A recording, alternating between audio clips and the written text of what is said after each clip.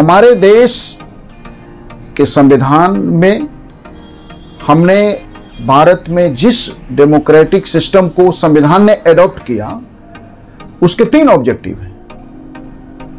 Political democracy, राजनीतिक लोकतंत्र, social democracy and economic democracy.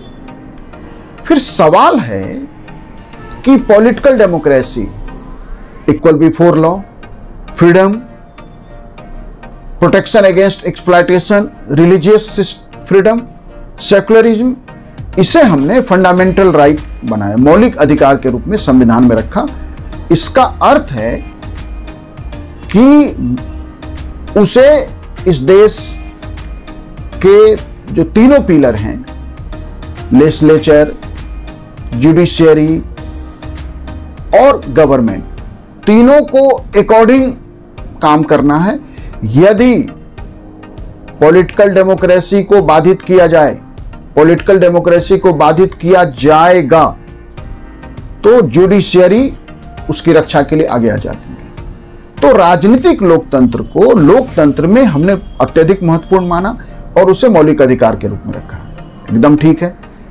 लेकिन भारतीय जो मैसेज है, जो कॉमन मैन है, उसे right to expression, equal before law, protection against exploitation जरूर चाहिए, लोकतंत्र के लिए आवश्यक है। लेकिन कॉमन मैसेज को इससे अधिक चाहिए आर्थिक लोकतंत्र, इकोनॉमिक डेमोक्रेसी, सोशल डेमोक्रेसी। और हमने अपने संविधान में सोशल और इकोनॉमिक डेमोक्रेसी को डायरेक्टिव प्रिंसिपल स्टेट पॉलिसी बनाया, माने राज्य के लिए नीति निर्देशक तत्व बनाया। मतलब कि हमने गवर्नमेंट को बाउंड नहीं किया कि देश का आर्थिक तंत्र, ये बात ठीक है कि समाजवाद के लिए बाउंड नहीं किया गया, उसके पीछे संविधान सभा में एक स्पष्ट तर्क है और उस तर्क से सहमत हुआ जा सकता है। लेकिन देश के कॉमन लोगों को, देश के आम मैसेज को आर्थिक व्यवस्था में भागीदारी सबकी हो, आर्थिक तंत्र सबका ध्यान रखे, सबके लिए जो बेसिक नीड्स है लाइफ में, जिसे हम रोटी कपड़ा और मकान कहते हैं, वह सबको मिले, इसे हमने डायरेक्टिव प्रिंसिपल बना दिया कि राज्य के लिए निर्देश है कि राज्य ऐसा करेगा।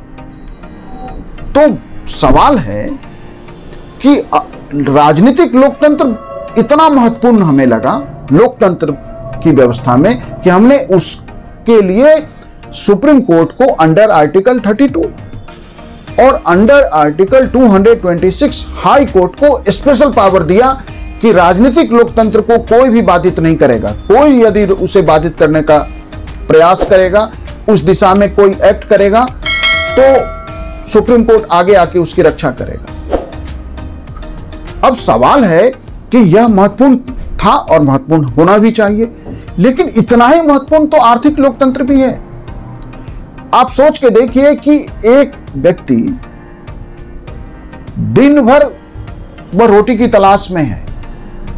आज यदि हम यह कह रहे हैं कि 80 करोड़ से अधिक, 80 करोड़ से अधिक लोगों को हम फ्री राशन बांट रहे हैं, तो इसमें एक बात तो स्पष्ट है ना कि फ्री राशन इसलिए डिस्ट्रीब्यूट कर रहे हैं क्योंकि इस देश में करोड़ों लोगों के पास में इतने पैसे नहीं है, उनकी परचेजिंग पावर नहीं है कि वो अपने लिए रोटी अरेंज कर सके।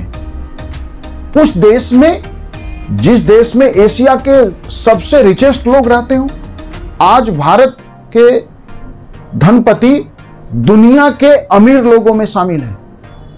दुनिया के 100 अमीरों में भारत के कई लोग शामिल हैं। उस देश में, जिस देश में डेमोक्रेसी के तहत हमने इकोनॉमिक डेमोक्रेसी को भी रखा, लेकिन उसे गवर्नमेंट को बाउंड नहीं किया, परिणाम क्या हुआ कि आज दुनिया के बहुत सारे कुबेरपति, दुनिया के बहुत सारे धनपति इस देश में रहते हैं। उस देश में, जिस देश में 80 करोड़ से अधिक लोगों को आप फ्री राशन दे रहे हैं।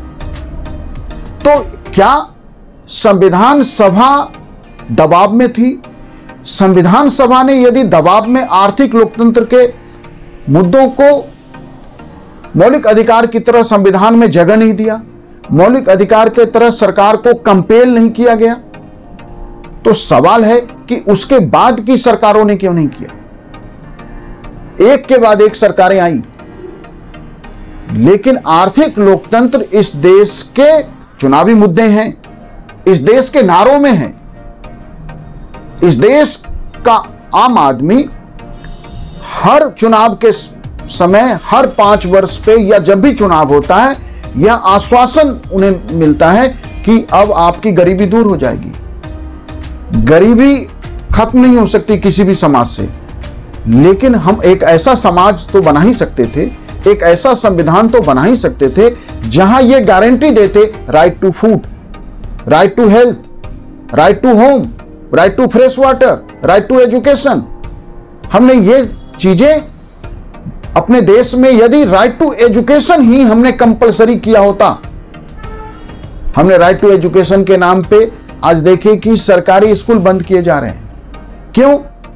क्योंकि सरकारी स्कूल में बच्चे नहीं हैं। जो लोग पे कर सकते हैं उनके बच्चे प्राइवेट स्कूल में जा रहे हैं, चाहे वो प्राइवेट स्कूल का स्टैंडर्ड कुछ भी हो, क्योंकि वो पेरेंट्स टीचर मीटिंग में जो 2-4 बातें पेरेंट्स को बताई जाती है, उससे इतना इन्फ्लुएंस हो जाता है कि भैया वहां तो इंग्लिश बहुत शानदार बोली जाती है।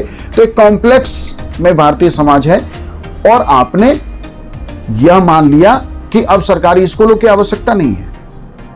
लेकिन लाखों बच्चे, मैं कल 5-7 मजदूरों से जब बात कर रहा था तो मुझे लगा कि इस इशू पे आपसे बात करूंगा। मैंने सबसे, मेरे घर पे कुछ काम चल रहा था तो उन मजदूरों से मैंने पूछा सबसे कि कौन कितना पढ़ा है, तो उनमें ज्यादातर 5 के 5 वो पढ़े ही नहीं, 3री 4थी जमात, 5वीं 6ठी। हमने कहा कि चलो 6 को स्पेल करो, तो नहीं, वो उतना नहीं पढ़े। तो मतलब हमने एक बेसिक एजुकेशन भी इस देश में देना आवश्यक नहीं समझा, उसे भी हमने आवश्यक और अनिवार्य नहीं किया। और एक सरकारें दूसरे पे आरोप लगाती हैं। जो आज सरकार में बैठे हैं वो पिछले 10 वर्षों से अधिक से बैठे हैं। 10 वर्षों में क्या हो सकता है, यूएसएसआर का सिस्टम देखिए कि सेकेंड वर्ल्ड वॉर के बाद अगले 10 वर्षों में वो कहां पहुंचता है। 1979 में डेंग जियाओपिंग के नेतृत्व में चाइना ने अगले 10 वर्षों में क्या दुनिया के सामने अपना रखा। चाइना को 10 वर्षों में दुनिया में एक उभरता हुआ शक्ति बन गया। जापान का, यदि आप सेकेंड वर्ल्ड वॉर के बाद का जापान देखिए, तो 10 वर्षों में तो पूरा देश और समाज बदला जा सकता है। इसलिए समय है अब हम जो है आरोप प्रत्यारोप के बजाय कि ये अपने, यह देश, इस देश के तंत्र में बैठे लोग अपने गिरेबान में झांके कि मैं क्या हूं, मेरी क्या जिम्मेदारी है, मेरा क्या कमिटमेंट है जनता से, मैं उस दिशा में काम करूं। संविधान में आर्थिक लोकतंत्र को अब समय आ गया है कि एटलीस्ट उसमें बेसिक जो एमिनिटीज है लाइफ की, जो बेसिक रिक्वायरमेंट है हमारे जीवन की, वह उपलब्ध कराना सरकारों की जिम्मेदारी होनी चाहिए। सरकारों की संविधान में इसे आप इतना महत्वपूर्ण बना दीजिए, इसे मौलिक अधिकार के चैप्टर में डाल दीजिए, फिर जाके देखिए कि एक नया भारत बन। यदि भारत दुनिया का पावर बनना चाहता है, भारत ग्लोबल लीडर बनना चाहता है, तो वह कॉमन मैसेज को बेसिक एजुकेशन दिए बिना संभव नहीं है। आपको कॉमन मैसेज को बेसिक और क्वालिटी एजुकेशन देना पड़ेगा, ताकि वह इस देश के निर्माण में भूमिका निभा सके, अपने परिवार, अपने लोगों के लिए बेहतर जीवन लेके आ सके। Thank you.